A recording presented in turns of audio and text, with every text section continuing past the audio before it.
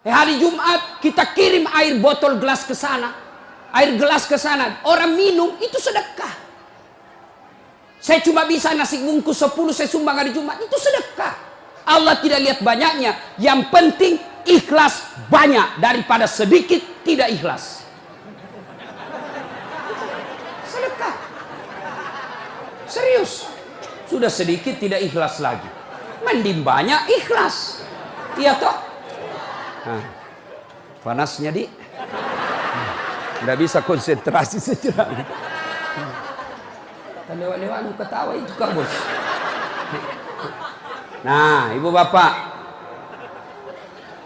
salah satu sunnah yang dianjurkan Nabi sholat jamaah.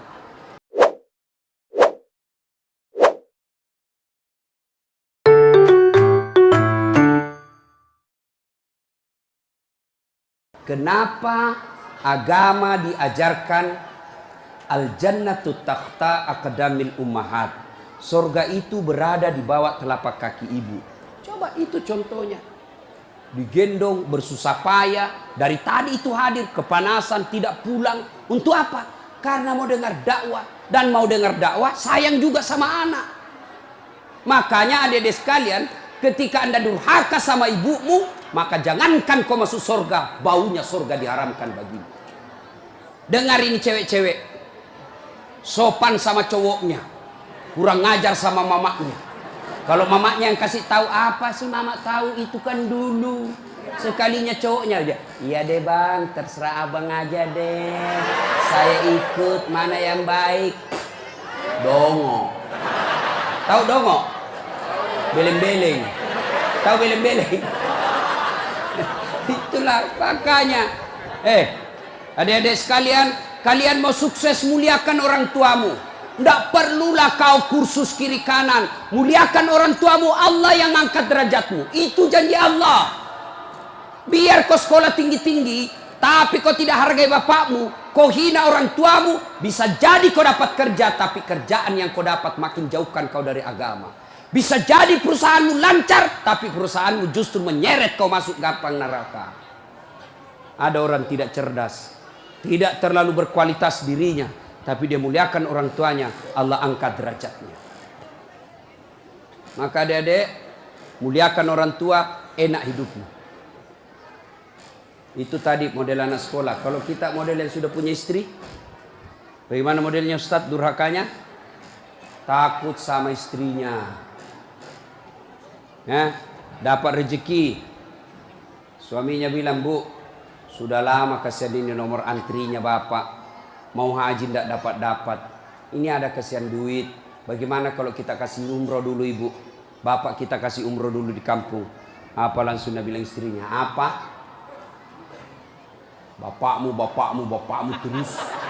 Apa? Mamamu terus. Langsung dia bilang suaminya, sudah mipalek, terserah kau. Ada begitu di sini? Ada. Beleng-beleng. Apa kamu takut sama istrimu? Nawamu semua dia kau ambil semua. Jangan takut sama istri pak. Bapak tidak bakal bahagia dalam hidupmu kalau kau lebih takut sama istrimu untuk membahagiakan orang tuamu. Nah. Makanya hidupmu susah dalam rumah tangga. Kenapa? Istrimu kurang ngajar sama ibumu. Maka bilang sama istrimu, jangan coba-coba sakiti perasaan ibu saya.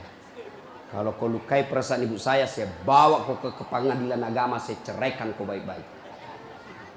Lalu saya bilang sama mamanya, cek istriku di rumah, boleh kau marah-marah sama saya, boleh kau tutup pintu, yang penting tidak kau kunci.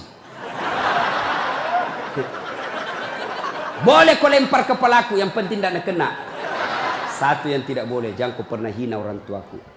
Begitu kau hina orang tuaku, wabillahi taufiq wal hidayah, keluar. Begitu deh. Ada di sini takut sama istri? Jangan pak. Itu yang membuat ibu juga kalau mau bahagia rumah tanggamu, muliakan mertuamu. Datang mertuamu dari kampung, dari Sulawesi Selatan, hormati. Jangan baru duduk mertua dia bilang, kapan ki pulang mak? Bawa ini, kasihan itu orang tua kalau dari kampung naik dari Parepare, turun di pelabuhan barang, bawa ayam 3 ekor, lepas di terminal 1, nah kejar lagi tuh, bawa pisang, bawa beras, Bawa semua dia bawa, kasihan. Padahal anaknya sudah ada kerjanya di papan, dia bawakan itu.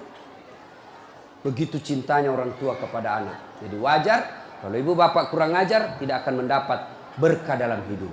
Muliakan orang tua ya. Kalau ada yang tanya-tanya, kenapa hidupku susah selama ini? Tidak usah tanya jalan lain. Durhaka sama orang tua. Orang tuaku sudah meninggal, Ustaz. Cara berbuat baiknya. Satu, doakan. Allahumma gfirli wali walidayya warhamhuma kama rabbayani. Saya heran lihat-lihat kita. Kalau tangannya ulama kita cium bagus. Bagus. Tapi pernahkah Bapak perlakukan tangannya ibu seperti itu? Pernahkah Bapak perlakukan tangannya orang tua? Saya orang lain. Belum tentu saya doakan Bapak ikhlas. Doakan saya Ustaz. Saya doakan tapi belum tentu saya ikhlas. Kenapa? Saya belum tahu Bapak. Tapi kalau orang tuamu yang doakan kamu pasti ikhlas. Saya tadi kesini ibu saya telepon. Mak, telo doa mau kak mak? Woi, walo doa aku nak. Saya tidak doakan diriku. Kau selalu kudoakan karena kau selalu jalan. Itu ibu. Kalau suami bu, jangan sampai ibu juga berdosa kepada orang tua gara-gara suami. Jangan sampai bapak-bapak berdosa hanya karena istri. Jangan sampai kalian yang masih kecil durhaka sama orang tuamu, maka hidupmu bakal susah. Muliakan orang tua. Doakan. Allahumma gfirli wali walidayya warhamhuma kama rabbayani shaghira. Sudah itu doa lagi, ya Allah ampuni dosanya orang tuaku kalau sudah meninggal. Terima amalnya, lipat gandakan kebaikannya, lapangkan alam kuburnya. Sudah itu saja. Ada rezeki, sedekah. Ada rezeki, sedekahkan. Saya mau terang kuburnya orang tuaku. Perbaiki sound sistemnya masjid. Terang itu kuburnya. Saya mau terang kuburnya orang tuaku. Kirim pembeli lampu. Kasih tahu panitia masjid. Mulai bulan depan saya yang bayar itu masjid lampunya. Jangan ambil uang celengan. Terang itu kuburnya orang tua. Dan demi Allah tidak ada orang bangkrut gara-gara rajin sedekah. Ada yang bangkrut gara-gara sedekah? Mana buktinya? Makin sedekah makin kaya. Rahmat Mas'ud. Coba lihat. Orang datang itu, bos, membayar ke bos. Bos, baju sekolah bos. Bos, istriku melahirkan. Bos, terbakar anuku. Bantu. Tapi mana ada yang bangkrut kalau rajin sedekah? Tidak ada pak. Kenapa bapak ibu miskin? Kalau selalu minta-minta. Berhenti minta-minta. Allah kasih kau kaya. Sedekah. Saya tidak bisa sedekah dengan duit. Sedekah kau dengan tenagamu. Saya tidak bisa sedekah banyak-banyak. Sedekah dengan apa? Lihat itu masjid. Oh, sudah kotor anunya. Apa namanya itu? Kudungnya. Putih bukan, coklat bukan, hitam bukan. Kak diam nih. Sudah, bawa masjid satu kudung. Itu sedekah. Oh, masjid antara masjid dengan toilet jauh. Sedekah dengan sandal swallow. Nah, curi orang, tidak ada urusan. Itu sedekah. Kita lihat karpet, sudah jelek, sedekah dengan karpet. Insyaallah banyak pahala. Hari Jumat kita kirim air botol gelas ke sana. Air gelas ke sana, orang minum itu sedekah. Saya cuma bisa nasi bungkus 10 saya sumbang hari Jumat, itu sedekah. Allah tidak lihat banyaknya, yang penting ikhlas banyak daripada sedikit tidak ikhlas. Sedekah. Serius. Sudah sedikit tidak ikhlas lagi. Mending banyak ikhlas. Iya toh? Panasnya di. Nggak bisa konsentrasi sejenak. Lewat-lewat ketawa itu kak bos. Nah, ibu bapak, salah satu sunnah yang dianjurkan Nabi sholat jamaah. Nabi kumpul-kumpul sama sahabat. Ya, enggak apa-apa. Enggak usah kasih, enggak apa-apa pak. Sedikit lagi, 5 menit lagi. Menunggu orang masjid takwa. Ya, Nabi, saudara-saudara sekalian, kalian yang tetangga dengan masjid wajib datang berjamaah. Bertanya sahabat, mana tetangga masjid ya Rasul? Kanan masjid 40 rumah, depan masjid 40 rumah, belakang masjid 40 rumah, belakang masjid 40 rumah. Itu tetangga masjid. Bubar. Tiba-tiba datang tunanetra. Tahu tunanetra? Tidak melihat. Ya Rasulullah, bagaimana saya? Oh, kau lain karena kau tidak melihat. Pulang ini. Boleh kau sholat di rumahmu karena kau tidak melihat. Pulang. Belum jauh dipanggil kembali Nabi. Ya fulan, ta'al. Sini kau dulu. Kenapa? Kau dengar azan di masjid. Saya dengar ya Rasul. Kalau begitu kau wajib datang berjamaah di masjid. Zaman Nabi, tunanetra wajib berjamaah karena dia dengar azan di masjid. Kalau ini hadis diterapkan Pak, penuh ini masjid jamaah. Kenapa? Kalau azan di menara, sampai di ujung-ujung rumah dia dengar. Dan alhamdulillah masjid selalu ramai jamaahnya Pak. Terutama kalau subuh. Penuh. Sampai di luar. Tidak ada di dalam. Yang di dalam orang tua sudah pensiun. Kentara itu kalau subuh orang tua Pak. Bau minyak gosok baru kita masuk pintu. Minyak angin, minyak gosok, cap tawon. Tidak ada Bulgari. Orang tua semua di dalam masjid. Kenapa orang malas ke masjid? Satu, karena dia tidak lihat pahalanya. Coba kalau Pak Rahmat Mas'ud umumkan. Siapa yang datang sholat berjamaah subuh, dapat beras 50 kilo, pembeli pulsa 200.000. Jam 5 sholat subuh, jam 10 malam sudah pesan masjid. Sampai di luar. Kenapa? Karena dia lihat pahalanya.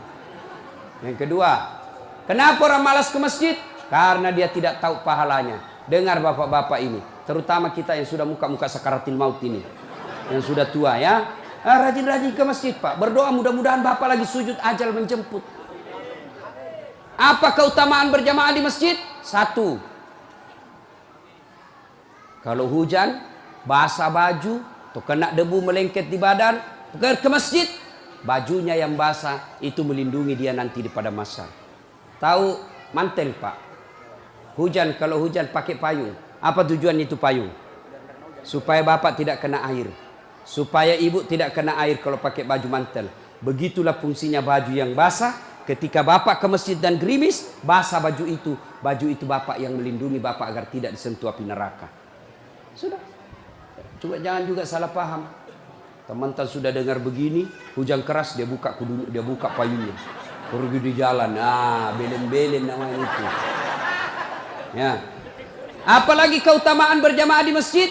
Kata Nabi, kalau kau wudhu dulu, lalu kau datang ke masjid, langkah-langkah kakimu adalah jihad fisabilillah. Melangkah kaki kanan, 1 pahala dicatat. Melangkah kaki kiri, gugur dosa kecil. Jadi kalau 300 rumah masjid, dari rumah tak dari masjid, 300 meter, kali 2, 600 meter. Berapa langkah kaki itu bapak dapat? Apalagi kalau bapak jalan begini. Berapa langkah kaki itu? Iya toh. Apalagi kalau bapak keliling-keliling dulu ke kampung baru. Sampai di sini, selesai orang sholat dong. Apalagi keutamaan berjamaah di masjid. Seluruh materi yang kita lewati, pagar, tembok, dinding, aspal, tumbuhan, semua jadi saksi. Dia akan berkata, ya Allah, jangan kau masukkan dia neraka, masukkan dia surga. Saya saksinya. Tanggal 26 November dia datang berjamaah masjid. Saya yang lihat. Itulah sebabnya kalau kita sholat jamaah, kalau kita datang ke masjid, setiap kita sholat sunnah di masjid, 2 rakaat pindah lagi. 2 rakaat pindah lagi. Supaya apa? Tambah banyak saksinya di akhirat kelak. Itulah sebabnya Nabi menganjurkan, kalau kau ke masjid, lain jalan waktu pergi, lain pula jalan waktu pulang. Ini amalkan Pak, amalkan, itu sunnah. Bapak datang masjid dari pintu sana, pulang dari pintu sana. Itu makin banyak saksi di akhirat. Yang keempat, lipat 27 kali. Artinya, sekali bapak sholat di masjid, 27 kali sholat di rumah baru sama pahalanya.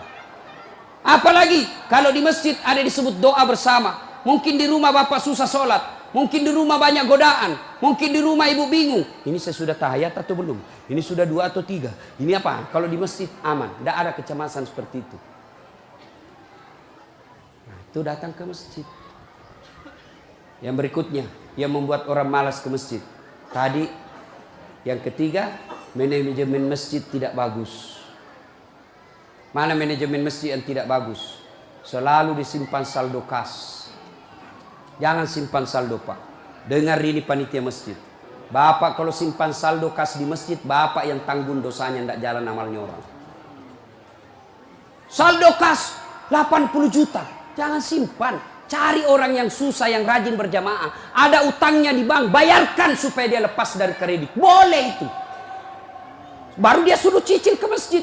Kalau dia di bank berbunga, makin susah hidupnya. Boleh. Saldo kas 80 juta, kita mau kencing tidak ada air. Kerannya rusak-rusak, simpak, jangan. Berhenti jadi panitia kalau bapak tidak bisa urus masjid. Yang sudah tua mundurlah, kasih anak muda. Ini masjid bukan perusahaan punya.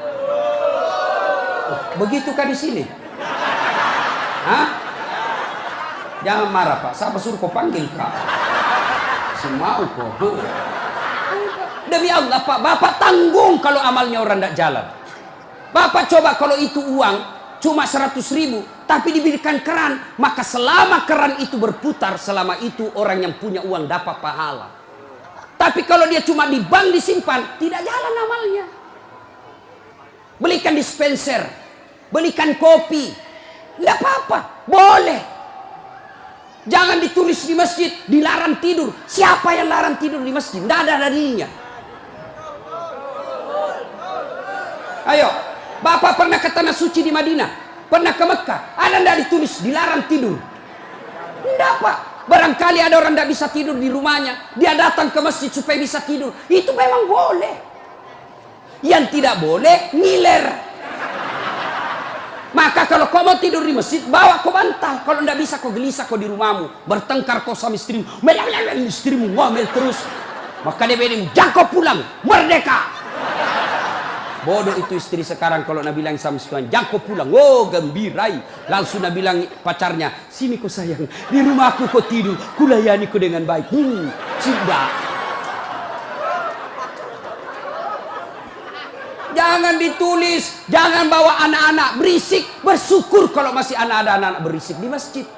Kalau tidak ada anak-anak berisik di masjid, maka tidak ada lagi nanti yang mau datang di masjid. Kalian juga orang tua, kalau anakmu mau ke masjid, belikan songkok dan baju baru. Anaknya mau pergi, Pak, mau pergi masjid, belikanlah songkok. Apa dia bilang? Itu nak, songkok na nenek nu kau pakai. Anaknya nomor 7, songkok na nenek na nomor 10. Tak buas si songkok nama buas sih. Berteriak ni temannya, Pak Doja. Tidak mau ya anak tak pergi masjid. Hei. Itu pentingnya anak muda jadi pengurus masjid. Karena kalian kalau sudah tua tidak ada yang tahu. Kau juga anak muda, muliakan orang tua. Tempatkan di mana itu orang tua? Tempatkan sebagai penasehat masjid. Jangan masjid dikira dia punya. Ini lembaga umat yang punya. Kasih karpet yang bagus. Ada saldo kas, jangan simpan Pak, Bapak berdosa. Tidak jalan amalnya orang.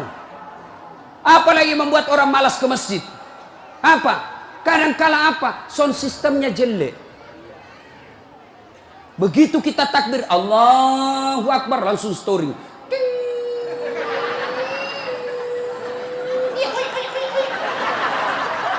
Mau ki perbaiki, sudah maki takbir, terpaksa si tangan ki.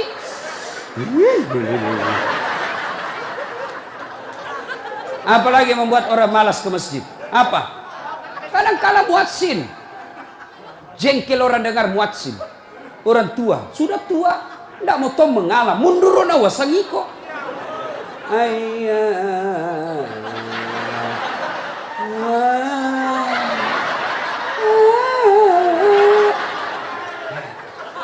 Namun dari iya siro tomato, iya siro. Coba. Iya. Apalah yang membuat orang malas ke masjid? Kadang-kala penceramah. Kita di rumah sudah bertengkar istri, di kantor mumet pikiran. Kita datanglah ke masjid dengar ceramah. Mudah-mudahan kita dapat pencerahan. Ini bukan pencerahan, nak kasih takut kita terus. Dibakar pantatmu, ditusuk. Udah bilang tak boleh.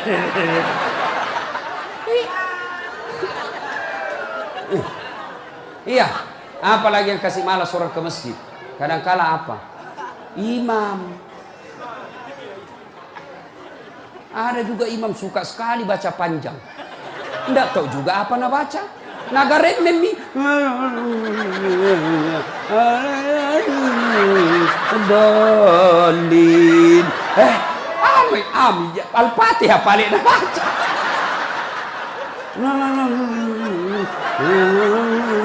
Dalil. Malam petoni, tidak jelas. Makanya kata Nabi, kalau kau jadi imam, dengar ini Pak Imam. Satu, baca kau yang ringkas. Kenapa? Karena jamaah kita di belakang macam-macam.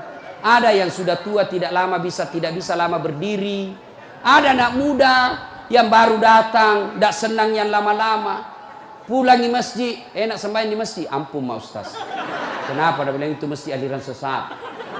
Kenapa aliran sesat? Dari sembahyang subuh 3 rakaat. Bukan 3 rakaat, sujud tilawah nama itu dong. Makanya tuh imam sebelum kau takbir jelaskan dulu jamaahmu. Adik-adik, ini kita sujud tilawah. Sunnah malam Jumat membaca surah As-Sajdah. Pada rakaat kesekian kita harus sujud. Ini bukan 3 rakaat tapi karena Allah perintah ayat itu dibaca sujud. Jelaskan. Yang sunnah, aliran apa ini? Kenapa 3 rakaat? Enggak, kau yang dongo.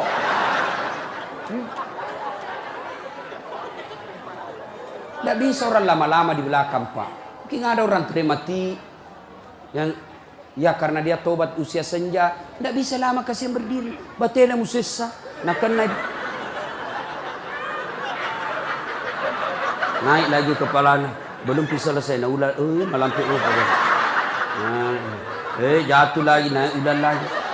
Ada barangkali di dalam jamaah Satpol PP yang pakai sepatu baru. Lama aku baca, nah lupa simpan baik-baik sepatunya. Pasti dia, hilang di sepatu. Bapak imam sesat. Maka pasti dia tidak khusyuk. Ada barangkali juga ibu-ibu yang sekali kentut sudah makan pete.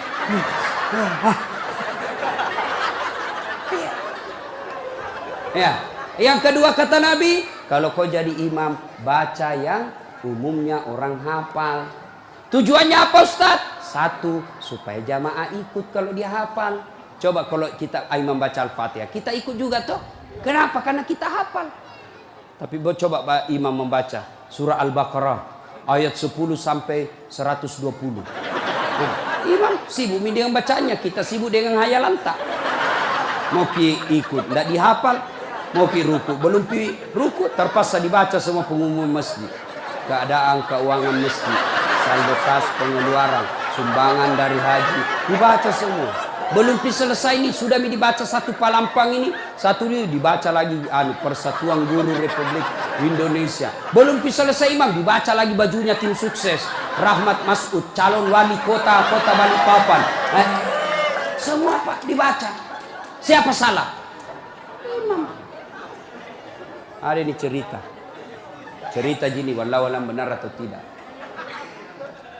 Ada penghafal Quran, dites bacaannya. Nah, kau imam, kau mau dengar bacaanmu. Imamlah dia. Dia baca betul yang susah. Hanya dia yang tahu. Tiba-tiba jatuh cicak di kepalanya. Tas silang itu. Stres. Orang stres hilang bacaannya. Apa sambungannya ini ayat? Mau ruku, tidak tahu. Apa sambungannya? Tidak ada tuh bisa bantu. Terpaksa Nabi bilang imam, tolong bantu di belakang. Nabi bilang di belakang, saya juga tidak tahu. Tiba-tiba berteriak anak muda. Dia bilang, kalau begitu ya sudah, ya Allahu Akbar. Siapa salah? Siapa salah? Siapa salah? Ini waktu kuliah ini, kisah nyata. Waktu saya KKN. Belum Pak jadi ustaz waktu itu. Ada temanku, baru kenal ceritanya ini. Pikir sholat di posko. Dia pakai gamis. Baju ustaz sih. Aku bilang, alumni pesantren ini. Imam, dialah imam. Al-Fatihah lancar. Begitu dia baca Al-Kafirun, aku bilang macam apa? Macam apa ini? Wala antum abiduna ma a'bud, wala ana abidum ma abattum, wala antum abiduna ma a'bud, wala ana abidum ma, wala antum abid, wala ana. Jengkel temanku yang anak fakultas sastra. Langsung teriak, Nabi bilang, kenapa itu tak putar-putar tidak mau sampai? Nabi bilang ini imam, ilmi juga kupikir. Kacau sholat. Siapa salah? Siapa salah? Imam. Ini waktuku SD di kampung, sembahyang asar. Sujud Pak Imam lama sekali. Apa ini imam lama sekali sujud? Tiba-tiba ada temanku nangkak kepalanya sampai ngasar tuh. Dan setelah, wih, nggak ada imam. Ternyata imam keluar dari pintu samping. Kacau sholat bubar, nggak ada imam. Selesai sholat ditanya, Pak Imam, kenapa kau tinggalkan saf? Dia bilang, kentut kanan. Pak Imam, lain kali kalau Bapak Imam kentut, kasih bangun ki dulu supaya dilihat kau pergi. Dia bilang, ku sengaja nak karena malu kau lihat. Kacau sholat. Siapa salah? Siapa salah? Imam. Makanya agama mengajarkan dalam fikih sholat jamaah, hati-hati milih imam. Makmum siapa saja boleh jadi makmum. Mulai orang gila sampai orang sadar boleh jadi makmum. Mulai orang dewasa sampai belum balik boleh jadi makmum. Mulai orang cerdas sampai orang blow on boleh jadi makmum. Imam tidak boleh. Hati-hati. Kenapa? Salah imam kacau sapu. Maka hati-hati. Kalau salah imam, bubar jamaahmu. Perlu ini perlu. Nah, dia tanya, Ustadz bagaimana kalau perempuan? Boleh ibu perempuan ke masjid, tapi tidak dianjurkan. Tapi kalau mau ke masjid, jangan dilarang kata Nabi. Kenapa perempuan dulu tidak dianjurkan ke masjid? Karena dulu tidak aman. Kalau pergi sendiri diculik dan diperkosa dulu. Sekarang di Manggar aman. Siapa mau culik apalagi kalau ibu sudah 60 tahun. Siapa mau culik bu, bikin susah. Ada remaja. Ini ustadz yang ceramah. Tidak pernah saya pondok pak. Tidak pernah saya sekolah pondok. SD sekolah umum, SMP sekolah umum, SMA sekolah umum, sarjana sekolah umum, S2 sekolah umum, S3 sekolah umum. Di mana saya belajar agama? Datang ke masjid. Saya kalau Ramadan dulu zaman SMP dan SMA, saya sudah bermalam di masjid. Waktu itu belum saya tahu apa itu itikaf. Tapi ternyata itulah itikaf, tinggal di masjid. Apa kerjaku? Kalau sudah jam 2 teriaklah saya di masjid. Sahur, sahur, sahur. Kalau ada lebih kue bawa sedikit ke masjid. Kita mau juga buka puasa, mau makan sahur di sini. Cuma ada dulu imam di kampungku aneh-aneh pak.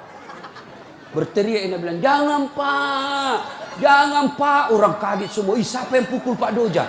Oh, lari semua orang ke masjid. Jangan pak, ternyata jam 4. Kacau orang. Sudah itu ditegur, jangan bilang jangan pak. Karena Pak Doja tidak tahu. Nah bilang lagi, sahur, sahur. Sudah jam 3 lewat 60 menit. Ih, cocok tahu aja gampang. Ayo, ibu bapak, saudara-saudara sekalian, kita juga jamaah ada aturannya. Sudah ya? Nah, karena sudah waktu dari tadi saya tunggu, alhamdulillah. Kalau masih mau dengar ceramah, kita pergi rame-rame ke Masjid Taqwa. Kan tidak dibayar gitu.